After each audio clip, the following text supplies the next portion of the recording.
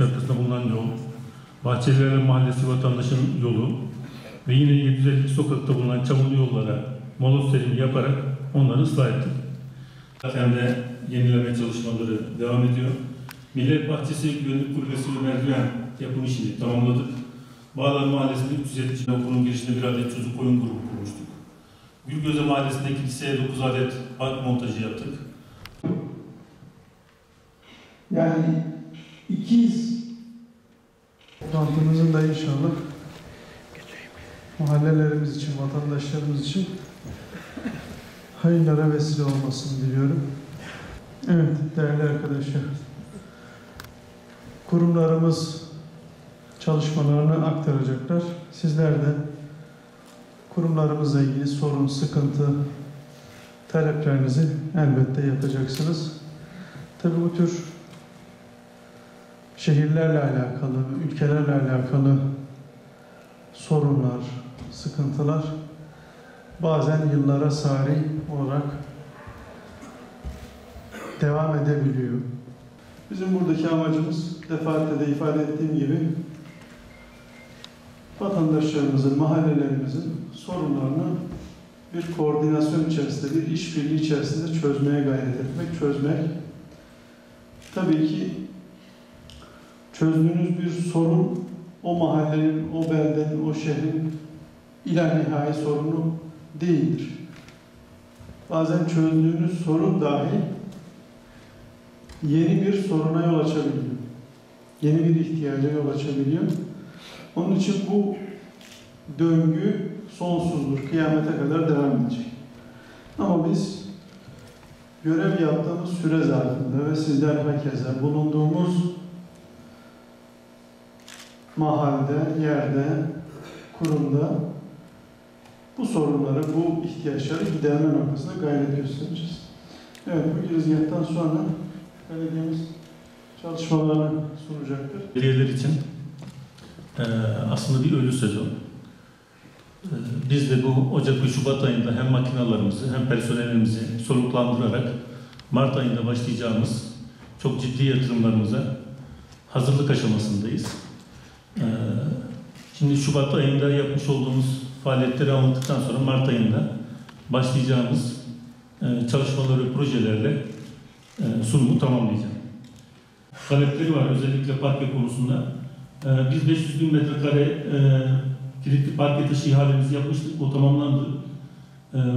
Biz çok kısa bir süre içerisinde, 1-2 hafta içerisinde yer tespitini yapacağız ve ilgili müteahhit altyapısı özellikle tamamlanmış tüm kırsal mahallelerimiz ve merkezde hiçbir yeri parkesiz bırakmayacağız. Yani altyapısı tamamlanan her yeri yapacağız.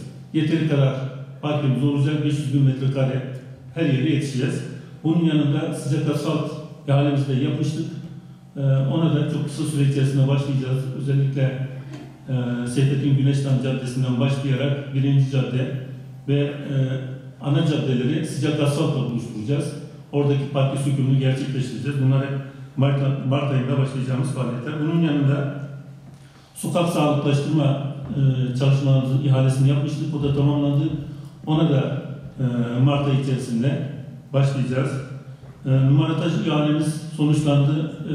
Yine burada birçok vatandaşımızın mağdur olduğu konular vardı. Bu numarataş çalışmasının sonunda bunu da gidermiş olacağız. Bunun yanında tabii Sayın Kaymakamımızın girişimleriyle devam eden çalışmalar var.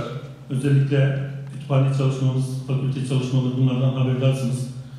Bunlar da inşallah hayata geçirecek. Öğrenci yurdu yapımı başlanacak. Bunun yanında organize sanayi bölgemizin onayı çıktı.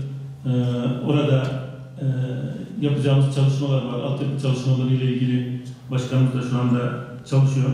Küçük sanayi sitesi, 137.000 metrekarelik bir alanda kurulacak olan küçük sanayi sitesi ile ilgili de çalışmalar başladı. Dün ilk toplantıyı arkadaşlar yaptılar. Bununla ilgili kooperatifleşme çalışmaları devam ediyor. Jandarma lojmanlarını Estel'de bulunan jandarma lojmanlarının yıkımını gerçekleştirdik. Bize devri yapıldı. Çok kısa süre içerisinde bununla ilgili başkanımız aslında tanıtacak. Yani ne yapacağımızı başkanımız henüz açıklamadığı için benim de açıklamam çok etik olmaz. Orada halkımızın uzun süredir talebi olan çok güzel bir tesis yapacağız inşallah. Onu da kısa süre içerisinde sizlerle paylaşacağız. Yine Estel'de bulunan Hasan Gündüz Camisi'nin yapımı dernek tarafından hızla sürdürülüyor. Onu da kısa süre içerisinde yine tamamlayacağız inşallah. Bu arada tabii belediye olarak yaptığımız faaliyetlerin neticesinde Artvin'de düzenlenen şehir ödülleri Türkiye 15 gün önce köyümüze birkaç kamyon ücret gönderdiniz. Köyün çukurlarıyla ilgili ama tamamlanan Onu tamamlanması istiyoruz. Teşekkür ediyorum. Tamam.